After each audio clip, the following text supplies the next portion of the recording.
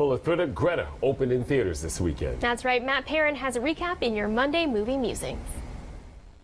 Welcome to another Monday. 2019 at the box office continues to underperform the past few years, but hopefully that will start turning around next week.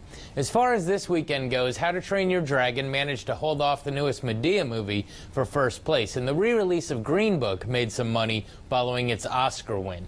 The movie I chose to review debuted just outside of the top 5, but met the studio's expectations. I wasn't sure going in if this was supposed to be a horror movie or not, but let's jump right into it with my take on Greta. Our movie begins with Chloe Grace Moretz playing Frances, a young woman trying to make it in New York City. One day on the subway, she finds a bag that seems to be lost, and she opens it to find an ID. She takes the bag back to its owner, Greta, played by Isabelle Huppert. Greta is thrilled to see her bag again and invites Frances in for some coffee. The pair quickly strike up a friendship. In fact, Frances blows off a lot of things with her friends to spend time with Greta. A lot of this comes from recently having lost her mother and wanting to fill that void. One night, while the pair are having dinner, Frances makes a bit of a disturbing discovery and decides to distance herself from Greta. However, Greta is not one to be ignored so easily. She inundates Frances with calls and texts. She then begins an almost stalker relationship, following her and her friends everywhere and constantly being everywhere that Frances is. When she tries to enlist help from the police, she is told that Greta is doing nothing illegal and the best thing to do is just ignore her. Things finally come to a head with a confrontation one night at the restaurant where Frances works. As the movie progresses, we see Frances planning different ways to get rid of Greta without turning it more aggressive.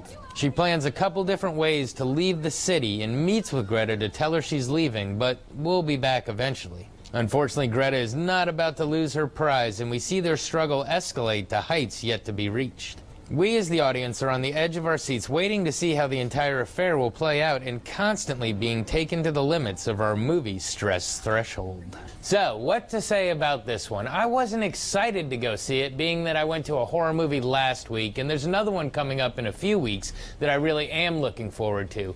But I like Chloe Moretz, so I gave it a go. What I found is that this is not what I'd call a horror movie. It's a suspense thriller, and it definitely lives up to that genre. This movie is creepy in a way that you normally don't see. It has a way of taking that suspense to a level that you wouldn't expect. And just when your pulse starts getting back to normal, it throws in another scenario to get that heart pumping again. The acting is nothing to really rave about, but the way the scenes play out make you really feel the helplessness of our protagonist. It takes you to that point of almost just realizing that there is no way this movie is going to have a positive outcome. Then it shows you one, only to yank that rug right back out from under you, and that happens several times.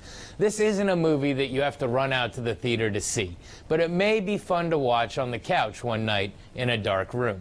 If nothing else, it may have you rethinking doing any favors for strangers. This has been your Monday Movie Musing. Back to you. And stick with us, because coming up, it's more weather. That's right. The news at noon continues in just a few moments.